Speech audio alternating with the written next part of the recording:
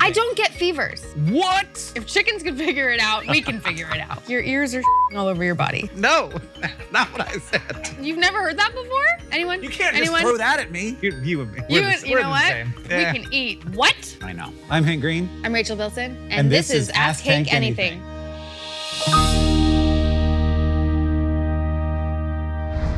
Hello, I'm Hank Green, and welcome to Ask Hank Anything, the show about questions and the people who ask them. People ask me questions, and I find out answers, and I think that is very fun. It's one of the best parts of my life and my job. And on the show, I get to learn about the things that make our guests curious, and that's how I learn about them. Today, I'm talking with Rachel Bilson, who hello. Hi. You're on my couch, who you may know from The OC, Heart of Dixie, and Take Two. Rachel, welcome to the couch. Thank you for having me on your couch. I'm Yeah. very excited to be here. Yeah, you do a lot of sitting on couches and talking. Personally, I love sitting on couches. Yes. I once went on a mission to find the perfect lazy boy so I could permanently sit on Did the you most find comfortable- the perfect lazy boy? I think I did. I would And like to did say you get so. the perfect lazy boy? I sure did. You're like Consumer Reports, but very specific. Very specific. Uh-huh. I like to get into the details, the weeds of the details. But yes, I went to a showroom, sat in every lazy boy until I settled on the perfect one. And you still have it. I sure Do you lazy in that boy? I lazy the heck out of that boy. So thank you for coming on Ask Hank Anything. I know that you're used to podcasting. You have a podcast. I do, called Yeah. Broad Ideas, which really runs the gamut. It's broad ideas. It's broad. One of the things is lazy boys. Yeah. And I could talk about it at length, as you can already tell. Well, so you just went to one showroom though. It's wild they can have a room full of that many boys. There are so many. And let me tell you, it was a BOGO event. Oh. First time I learned what BOGO stood for. Buy one, get one. Yep. And I thought I was going to leave with two. Yeah. But here was the catch. It was a BOGO lie. Listen, the only ones that counted as a BOGO were the rockers. I can't do any rocking. You're going to puke. I will throw up. Motion sickness. Yes. Really? Yeah, You watching absolutely. TV, you start rocking along with the show, and you're Yeah, no, like, I now I'm didn't- in there. That's why I got the one that does not move. Okay. It reclines, but it Yeah. does not rock. That counts as moving. Highly recommend. What's the model number? I don't think that my What wife... if I knew off the top of my head? That would be really impressive. It's not cute, you guys. Like It's not a good-looking boy? You guys, everybody. It's not cute, but it's comfortable. It's doing the job. That is really what Lazy Boy's focus is. Correct. I've not found them to be a company that is trying to be on the cutting edge Of design. of aesthetics. Yeah. Yes. Although there are some real fancy ones that are leather with a wood frame. All right, they're working on something. I know way too much Yeah. about Lazy Boy. And I know way What too if that much. would have been my question? Well, why would like, no? get That's my into it. question.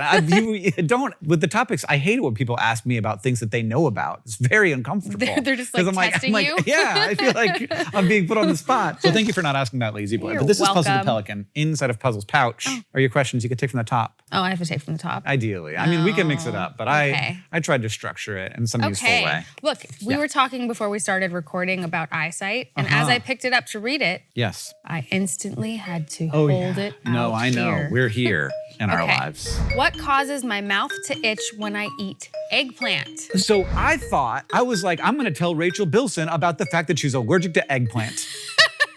And you might be. I probably mildly am, and Yeah. I assume So- maybe a little, but Yeah, so if you get any other symptoms along with that, Yeah. so if you get stomach upset after you've had an eggplant, or Mm-hmm. you get hives after you've had an eggplant, then you might want to watch out for that's that. an allergy. Yeah. I don't get those things. So that's what I thought was going to be the end of the story. My God, it was not.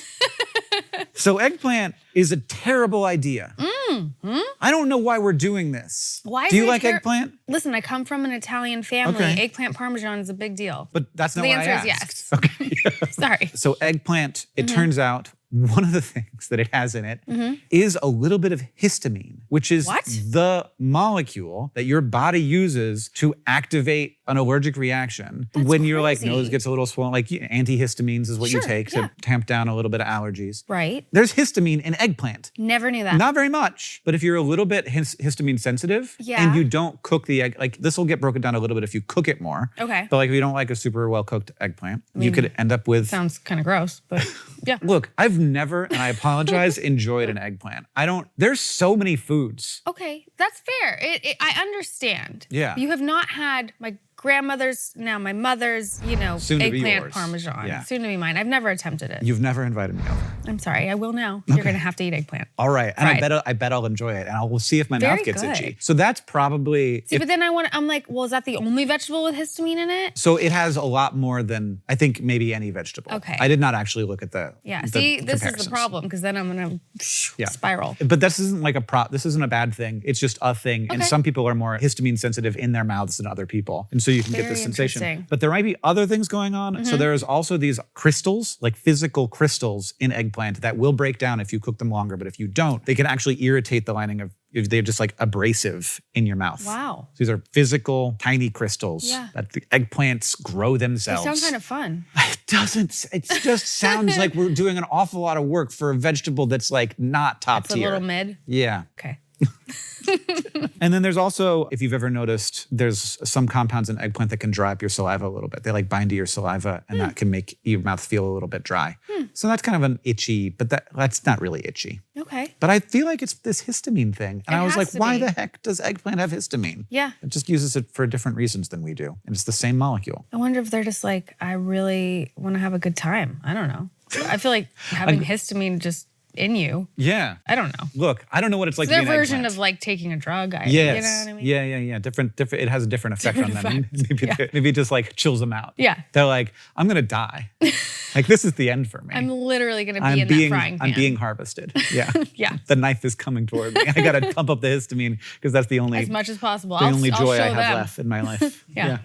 So I was very shocked to find that there was a reason for this. Like there also, you should I watch like how you were like, you idiot, you're allergic.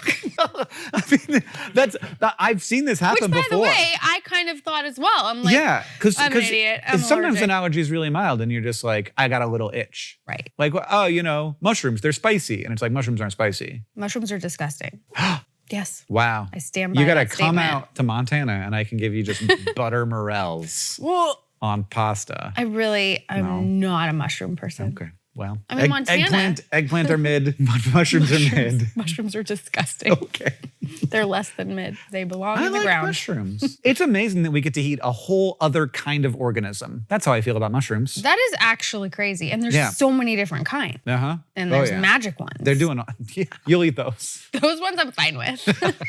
It's really not about the, Those not ones about the aren't flavor. disgusting. Not super about the flavor Those with ones, chocolate, great. The thing about hallucination is really wide variety of experiences. The first time I ever hallucinated was because I had a bad flu as a kid. Whoa. And I thought my grandma was in a mailbox. And that I thought was, your grandma was in a mailbox? Yeah, and Like even- in front of you, you saw her in a mailbox? no, I thought she was like living in there and she was being forced to live in the mailbox. Must have been a pretty big mailbox. It wasn't. It was a normal sized mailbox. Very interesting. So grandma was not normal sized. She was being compressed significantly. And I was really worried the about it. mailbox. It was a real I would be worried too. catastrophe feeling. And I felt like my bed was made of rocks. And now whenever I get super sick, I like have flashbacks to that. Wait, Even now. have you looked into that? No.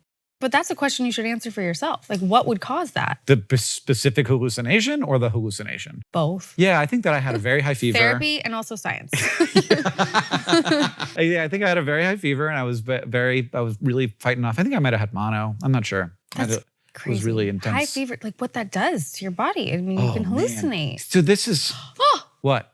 this is what I should have asked. You could ask anything. I don't get fevers. What? You swear. I haven't You've had a never fever had a fever? since I was a child. But my whole adult life, I have not gotten a fever. yeah. Isn't that weird? No, so that's weird, and I See, have that no would've been good answer to for you. ask. But I know. I'll we come do back. this thing Yeah. where Future Hank can try and take on this question. I don't know if he'll have anything to say. You might just be weird. But Future here's Hank, Future please. Hank to tell you if some people don't get fevers very often. I found out a bunch of different things here. First, when adults say that they never get fevers anymore, this might sound surprising, but it might be a few different things. First, as you are older, fevers tend to be milder, shorter, and also easier to miss. So one, kids just mount like bigger, more obvious immune responses. They have higher temperatures on average, they have more dramatic symptoms, and adults also are more likely to suppress fevers early on with ibuprofen or acetaminophen so that they can like do the stuff of life. And then also, our baseline body temperature slowly decreases with age, so getting up to the fever threshold is less common. So all of this can add up to fevers being less memorable, or if they do happen, sometimes you don't even notice that they happened. But I have had a lot of fevers as an adult, which is why I was so surprised when Rachel told me about this. And frankly, they've been big and noticeable fevers. And it seems like there is a thing here. There's a real biological difference between how different people generate fevers. So the first thing you gotta understand, fever is not caused directly by the pathogen. It is driven by signaling molecules, but it's also not caused by the signaling molecules. So these molecules, called cytokines, which are signaling all kinds of immune stuff in the body when you're sick, they are also received by the brain. And the brain, like a part of the brain called the hypothalamus, receives those signals and actually changes the body's temperature set point. So the brain is doing this.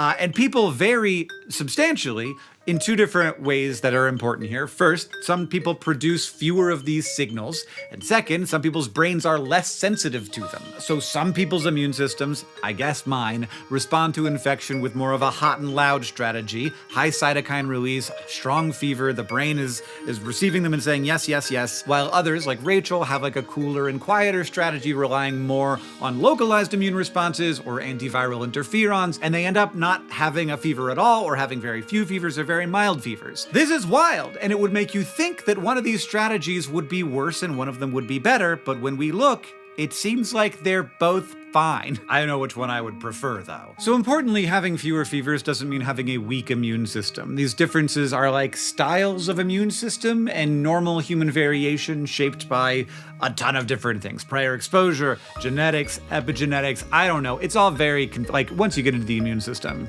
get ready to be annoyed. But as long as someone isn't experiencing like unusually severe or persistent infections along with not having a fever, a lifetime with few or no fevers can just reflect an immune system that resolves threats differently. Fever is one tool of many. If you turn your body temperature up, your cells can kind of do okay, but invading cells can have a harder time. And some bodies reach for that tool more easily, and some bodies don't reach for it often at all. Also, this episode of Ask Hank Anything is brought to you by NordVPN. So I'm not sure if you're aware of this or not, but I interact with the internet a lot. I work here, I live here, I entertain myself here, I learn here. I could say I'm pretty active online. So I know it's important to try and navigate the internet safely. NordVPN also knows this. NordVPN can offer security, anonymity. It can offer you access to content that is available in some countries, but might be copyright restricted in yours. And it also offers just like overall assistance in enjoying the internet with ease and security. With NordVPN, all your internet data stays safe behind a wall of next generation encryption. They have a strict no logs policy, meaning they don't track, collect, or share your private data. Your data is your business. Plus, they have thousands of servers around the world, so you can enjoy the internet without any limits or borders. Have a show you want to watch, but it's not accessible in your country? NordVPN lets you enjoy instant, secure access to hundreds of streaming websites worldwide. And don't worry, your show isn't going to start buffering at the most exciting part. NordVPN offers uninterrupted streaming and ultra-fast connection, so you're not sacrificing speed for security. You can have the best of both worlds. If you're interested in trying NordVPN for yourself, you can get the best deal they offer through our link, nordvpn.com/AskHank. You'll get 4 extra months free using our URL versus other platforms. It's completely risk-free with NordVPN's 30-day money-back guarantee, and we'll provide a link in the description down below. All right. Okay, Okay. here we go. Here we go. I kind of forget what I asked. Oh, yeah, everybody does. Okay, good. Everybody gets surprised together. Okay. Oh, this is, I mean, it's kind of in the same wheelhouse. Why does my mouth hurt after I eat too many salt and vinegar chips? It's not. It's a totally different effect. Can somebody throw me a bag of salt and vinegar chips? Which ones? You went Lay's. Is that not good? I don't know. I haven't tried a Lay's salt. You haven't? I have, but of course I have in my life. Yes. We were just talking about how Rachel has been doing a project. Tell people about this. I did a project this summer. I spent the summer primarily in England. Yeah. And so I was really hungry on one of the tours, and I got a bag of salt and vinegar crisps. Uh-huh. And I tried them, and they were the best things I've ever tasted in my life. Who was it? Who was it? This is the thing. Oh. They're a heritage brand that are only sold at like government places or something. Like something really weird. The government chips. They are the government chips. I don't know what they're putting in them, but they're delicious. Uh-huh. So then I had to try every single salt and vinegar chip that England had to offer. Yeah. Tried every single one. Uh-huh. None of them were as good as that bag. That bag reached out to me on Instagram and was like, oh my God, you love our chips. Uh-huh. They said they were gonna send me their chips, their crisps. They haven't arrived yet. Okay. Very slow from England. Uh-huh. I'm sure it's on a It's boat. a long way. Thanksgiving, all that. All of it. I mean, it was summer, but that's fine.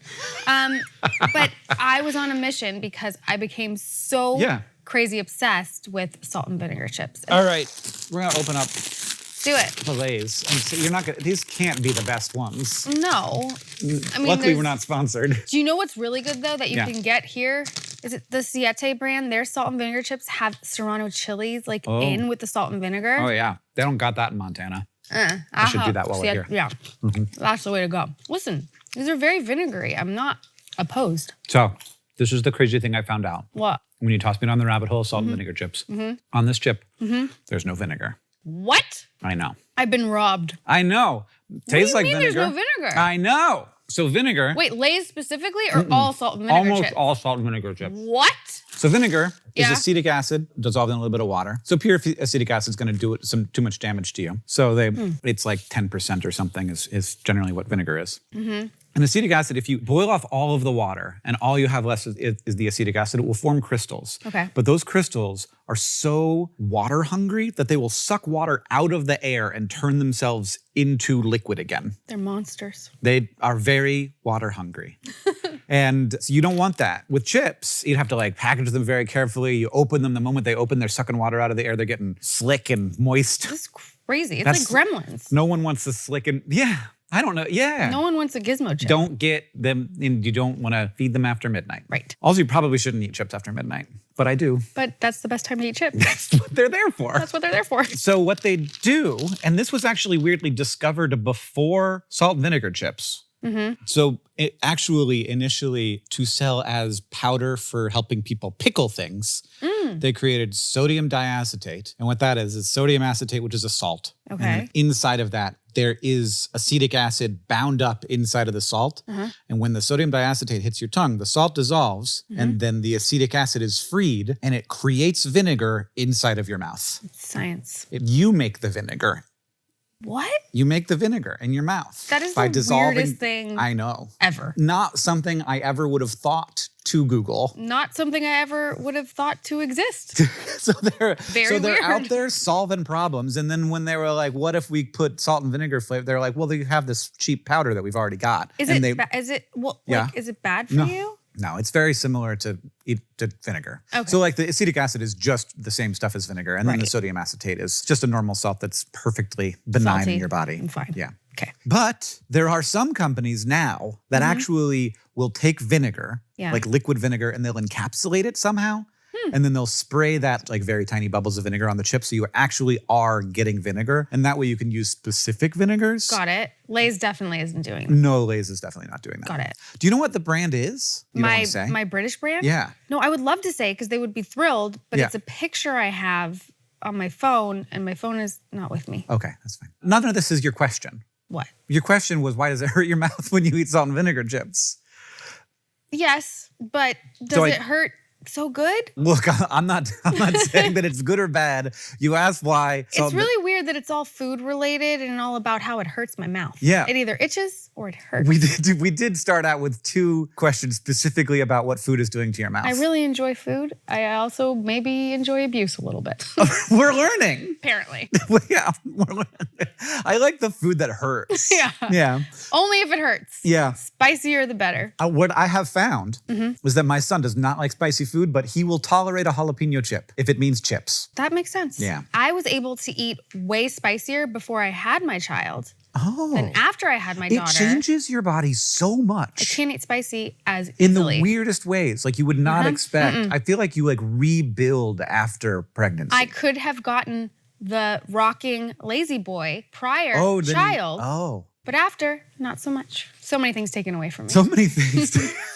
Absolutely. I know. It's a wild level of sacrifice. It really is. You rebuilt your mouth, I think. I rebuilt from scratch. You used everything. You poured it into that child, and then you had to build your body back, and it became back different. I'm like, if I'm giving it up. She's 11. She'll get there. She'll get there. She'll be on She's Hot working Ones her one way. day. 100%. Yeah. But what's happening with salt and vinegar chips is vinegar is acidic. So it's about the same acidity as lemon juice. And that is being created in your mouth. And at the same time, you're abrading your mouth with these hard little chips. So they give you like tiny little cuts. Oh. Very tiny. Now I'm picturing little pieces of chip with like knives, like running into your mouth. That's ready to attack. Have you had the chip get wedged in the wrong position? Oh, and like a corn, stab you? like a corn chip specifically. They literally actually stab your mouth. And you're like, ooh, this wasn't worth it. This wasn't worth it. And then you have another one. So I think that the real effect is that the more chips you have, the more abrasion is occurring. And if like you get abraded on top of an abrasion, then that acidity is going to start to burn more. Really makes you think you don't want to eat chips. Yeah, but you do. Especially after midnight. Yeah. Okay, what do we got? Okay. Oh, all right. I almost brought this with me, actually. Why does doing something with your hands, like knitting, help me focus better? So what I can say, without having looked anything up, is it definitely does. ADHD? No. Oh, okay. No. Okay. I'm not qualified for that. you could talk to somebody who knows that about that. But man, for me, I am so, if I don't have that other thing that I'm doing with my hands, I am useless. So I know that it's real. Personally, it is a very strong effect. So I knew that going in, and it turns out that indeed it is, and we're not entirely sure why. The brain is very complicated. But it seems like at the very base level, you have a certain amount of attention. And if you're not using all of it, that is a problem. So if you use like 80% of it, that 20% isn't being used, and it's like, well, what about all of Instagram though? What about like just scrolling through Google Maps while you're on this meeting, and then you find a really weird building somewhere, and then somebody's like, Hank, what do you think about that? Do you and you're do like, that? I was looking at a building. I'll be honest with you. I found a weird building on Google Maps. I don't know why I did. I thought it would just be like a thing that I was doing with my hands, but then I got really into this weird building. So yeah, I do have that problem. Okay. I've never done the Google Map search. search. It's not a good one. I thought it would be better than, it's certainly better than like scrolling Twitter or something. Sure. So basically it is a thing to sop up the rest of your attention. Now there are probably certain times you drop a stitch, it's a complicated pattern or something, that's not going to be useful for helping keep your attention on your audiobook or your conversation you're having or whatever. But there's certain things. Driving is a big one, doing the dishes, like things that you can. Like what would you do while you were driving? Have a conversation or listen to a book or something. Got it. Okay. I was like, I hope you're not knitting while you're driving. No, it is taking the place of the knitting. Right. Yeah. Right. Yeah. But there is also a little bit of thought that there's actually multiple attention systems. And so you have like your executive attention system that may be paying attention to whatever's going on. But then you have this situational and also like sensory motor attention, and that situational and sensory motor attention can draw you out of your executive attention, and so you want to occupy it with something so that it doesn't have the chance to do that. Got it. Because for me, when I'm having a conversation, if I am knitting or something, I can pay attention. It's easier. Like I can actually listen. You should have brought your knitting. I should have, because I have no idea what you just said. Really would have been helpful. All right. That one was interesting for me, just because I know that is very much the case for me. Right. Yeah. I have like little things on my desk that I play with, mess around with. Yeah. Well, all the kids have all their fidgets and stuff, but then I'm like, oh, so it's ADHD. Or it's people. Just your brain that has to fully be occupied. Yeah. I don't know. I like that better. Why do they say look up at a light to stop a sneeze? Who's telling you this? You've never heard that before? So I have not. What? And wait, hold on. Yeah. Anybody, have you heard that before? 100%. Look at like to stop a sneeze? Yeah. Yes. I do it on set all the time. It's a real thing. Thank you. Thank you. It's proven, says the camera operator, and he would know. So, okay. Well, now I'm walking it back. But one thing that we know for sure is that looking at a bright thing can make you sneeze. What? Anybody? Yes. Okay, the numbers are a little fudgy, but more than 30% of people certainly have what's called the photic sneeze reflex. When they go outside, bright outside, makes you sneeze. Huh. Yeah. Okay.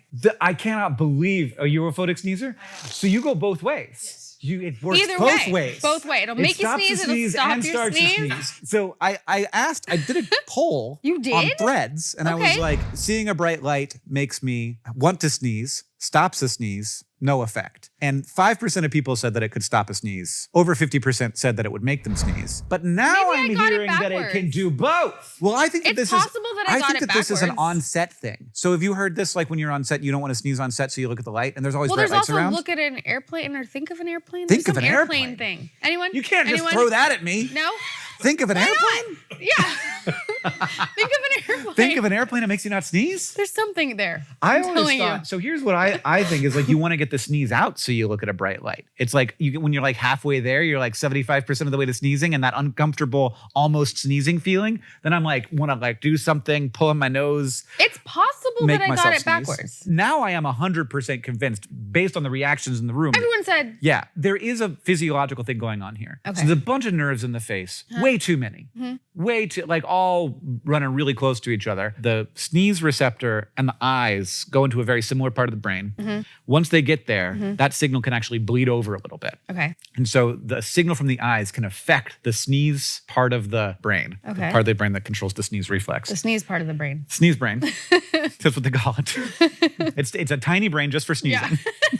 You picture a little nose in your brain. Yeah, and then there's a tiny brain just for seeing. And so it goes in there and it can actually bleed over. And definitely like a really fairly, a well-observed phenomenon is people walking outside on a sunny day, especially if it's like bright and cloudy, so the light is coming from kind of every angle. Whoa, light and cloudy. Yeah, like a bright, like a big dome of light. And this is, I am 100% one of these. Did you just go to the Pauly Shore movie Biodome for a second when you said a dome? I wasn't thinking about Biodome then, but I am now. How could you not? Oh man, I was the biggest Pauly Shore fan. I feel like he was a very, he was a big deal in the 90s. Yeah, certainly for me. I'm glad I didn't like model my personality after him. That probably would have been pretty obnoxious. What if you were doing this, but like as your Pauly Shore alter ego?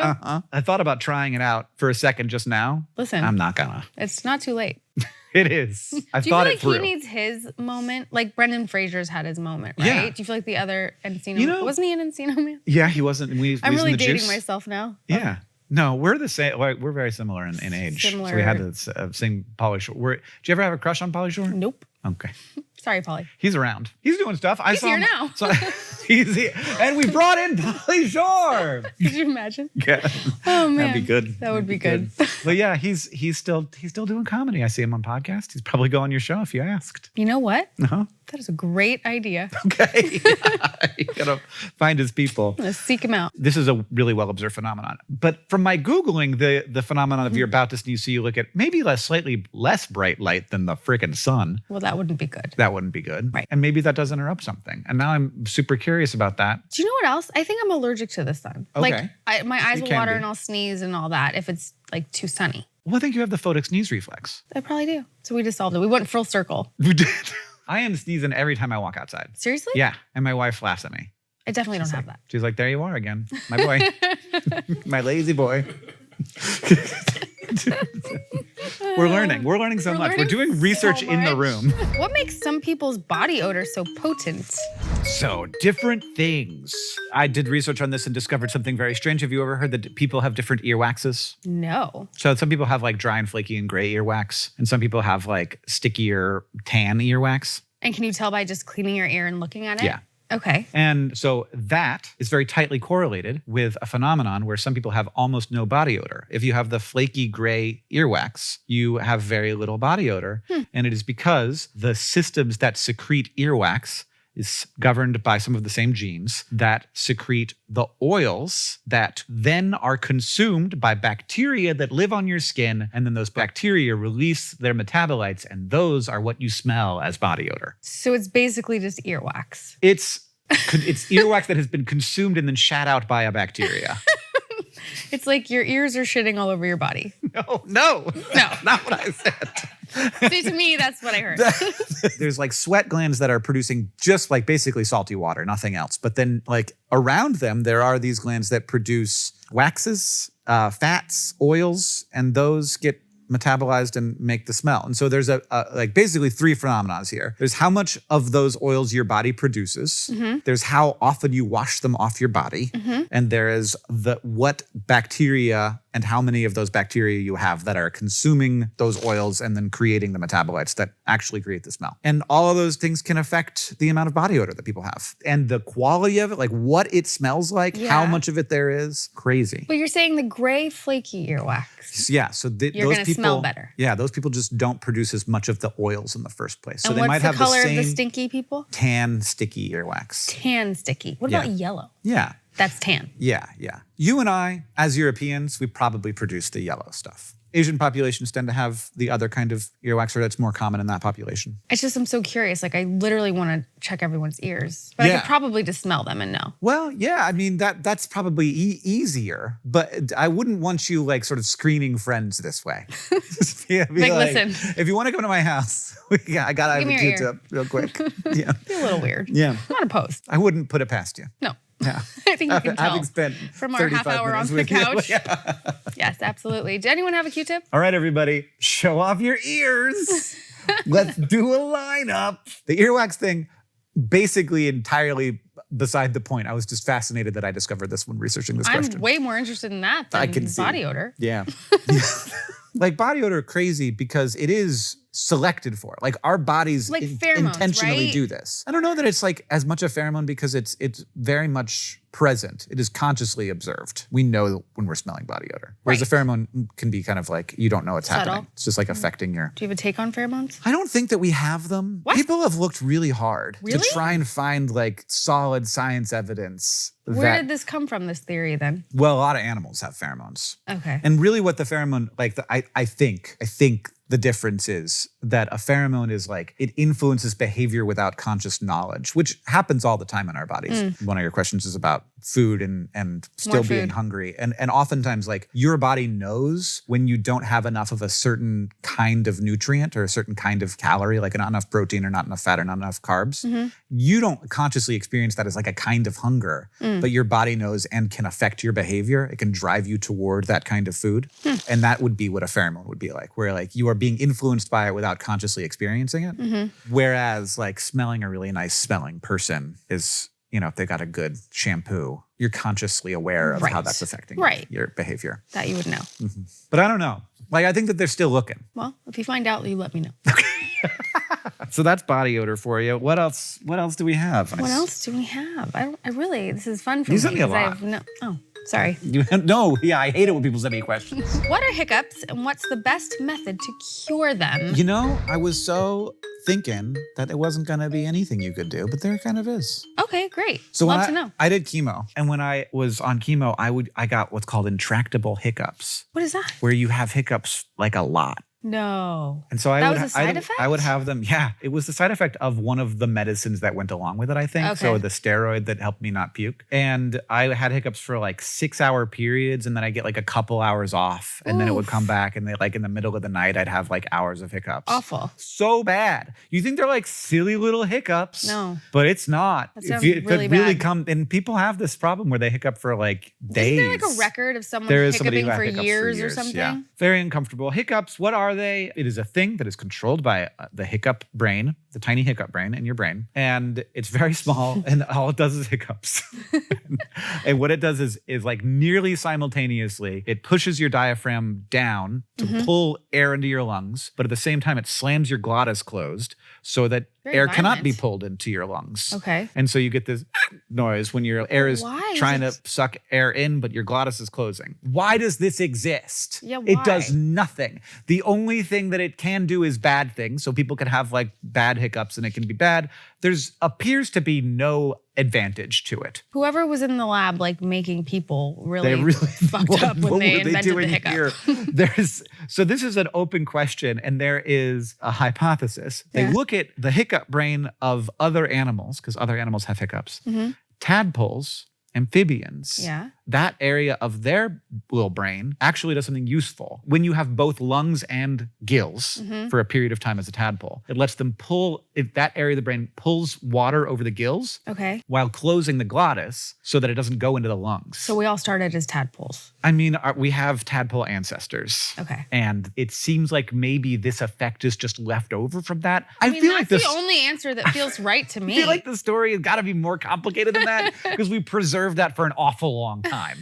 Like we did not need to have it. It's like just because it didn't do anything bad enough for us to get rid of it, we still have it. It seems like the story might end up being more complicated than that, but no, that might be where it answers started. something. Yeah. Do you think dinosaurs were hiccuping? Oh, good question. I mean, yeah. I mean, obviously. Yeah. Like they're Right? also descended from the amphibians. Right. And chickens. Chickens, I don't know. Do chickens hiccup? Someone knows the answer to that T-Rex question. related to a chicken? Yeah, I mean, everything's related to everything. But I think that there is some idea, future Hank, We'll tell you about the complexities of the relationship between a T-Rex and a chicken. Oh my gosh, I'm back again. I'm here to tell you about chickens and T-Rex. So chickens are the closest living relative of T-Rex is a great facty sounding fact, especially because it's true. However, the idea it put into your head was wrong. So the real thing here is that birds are the only dinosaurs that did not go extinct. I know this sounds fake, but it's real. Now, they did not evolve from T-Rex. There was an ancestor of T-Rex and all birds, and it's the same ancestor. And when you look at that, what that means is that all birds are equally related to T-Rex, which does mean, yes, that chickens are the closest living relative of T-Rex, but so are sparrows, and so are emus, and so are another bird, crows. Now, the thing about saying chickens are the closest living relative to T-Rex is that chickens feel particularly non-threatening to us because they are a farm animal. Now, I have felt threatened by chickens before, and that's the other thing here, because you look at a chicken, you can actually a little bit see a dinosaur in there. Like they walk around on their big clawed feet, and they're pretty big, and there's like a vibe, there's a little bit of a dinosaur vibe that you can actually kind of see there. But chickens are not more closely related to the T-Rex than any other bird. All birds share a common ancestor that was a theropod dinosaur, and T-Rex was also pretty closely related to that theropod. Sometimes there will be news stories about like specific things that T-Rexes have in common with chickens, but that's mostly because we just study chickens more than we study most birds, because they are agricultural animals and they are economically important. It's probably not that they're actually more similar to T-Rex than some other bird might be. It's just that we know more about chickens, and so we have more data on chickens. And so if we're gonna find out a similarity between T-Rex and some bird, it's likely going to be chickens because we have a lot of data on chickens. So the most accurate version of this fact is not the chicken is the closest living relative of T-Rex, it's T-Rex's closest living relatives are birds. And also only living relatives are birds, and chickens are an example of a bird, which is honestly still very cool. Like, I still haven't gotten over this. This is not what I would have thought growing up, that we still have dinosaurs on Earth, and that they're birds, and that they're kind of still in charge of Earth. Like, there are a lot of birds, but they are a branch of dinosaurs that got smaller and lighter, and they more and more feathered, even though actually this theropod ancestor also did have feathers, probably. And yeah, sometimes you're at the beach, and a dinosaur steals your fries. But also, chickens definitely don't hiccup the way we think of hiccups. I know, there's like 2 in here. This is like the 3rd one. But yeah, doesn't seem like chickens can hiccup because chickens don't have diaphragms. And that is an important part of what we think of as the hiccup. But sometimes we see chicks, so like baby chickens, doing little hiccup-like things. And then also a second piece of information, we think that the hiccup reflex initially evolved in an early vertebrate. I know there's a lot of information, but that reflex initially evolved in an early vertebrate that is an ancestor of both humans and chickens, and also that theropod dinosaur. It's a very early vertebrate ancestor. So this hiccup reflex is old, it was present in the vertebrate ancestor of chickens, and so maybe this thing that the baby chicks are doing is a hiccup-like thing, but it's not what we would call a hiccup because it's not doing like exactly the same hiccup thing that our bodies do because we have diaphragms and they don't. That's all. All right, thank you for watching a second Future Hank. Goodbye. Chickens can't hiccup. We just heard from the side Heard from the god chicken. From the god chicken laser in the back of the room. Now we know. Now we know. Hey, chickens can't hiccup. So they got rid of it. They got rid of it. Come on. If chickens can figure it out, we can figure it out. So maybe dinosaurs weren't hiccuping. The world may never know. More on that later. Yeah. Oh, but ways to get rid of hiccups. Yeah. So that seems to be the best thing to do is to stimulate the vagus nerve, which runs down like vagus nerve. That sounds like a good time. I have actually made that pun before in my life. I can see that. And it's like the center line, but like more in the back, like sort of rear of the body. And so the most reliable way is to take a deep breath and then pull in a little bit more air and then a little bit more air and then hold that. And that's going to push a little bit on your lungs will be pushing on the vagus nerve, and that might chill it out somehow, like almost massaging that nerve. There's a couple other ways that people have. Like the ones like drink water upside down. Yeah, so like if you drink a cup of cold water very fast, so like not sipping, but like drink it super fast is one. And then also like a spoonful of granulated sugar. Right. It has to be granulated. Okay. Because that's part of it is like the raspiness of that going down your throat. Like all those are things that have actually worked. You want to exfoliate that esophagus. Yes. So that's what I know about hiccups. And I really I'd heard the hold your breath thing, but it turns out like really filling up your lungs and then holding it is good. That is useful. Yeah. I will try it next time. I'll report back. All right, Rachel Bilson, we have one more question. Okay. I don't think I came up with this, but I am curious. Oh, is it not your question? No, it is. Oh. Why do I crave a sweet treat after a meal? How can I be full but still have room for ice cream? These are related questions, but not actually the exact same question. So, kind of upsettingly, full and satisfied are two separate systems. They talk to each other, but they're not the same system. So there's actually like a full feeling, and that's literally stretch receptors in your stomach that are feeling how full the stomach is, which is wild that you have that sensation. Right. The sensation of stretch in your stomach. So add that to the 5 that they tell you about in elementary school. Right. And then that affects some hormonal signals in the body. So that's not like sitting on its own. It interfaces with other systems. But then there's also like the feeling of I had enough. And that's not the same as having a full stomach. That's very weird. But I guess that makes sense. Like if you have a bunch of water, you're not going to not want food, right? You could fill your stomach up and still want more food. Yeah. So those things are connected but not the same. And your body also knows what it's getting. And it has desires, it has wants and needs that we do not consciously experience. This makes me feel crazy that my body can be telling me something and I don't know that it's doing it, but it's affecting my behavior. Yeah. Makes me crazy. It's weird. I don't want that. I want to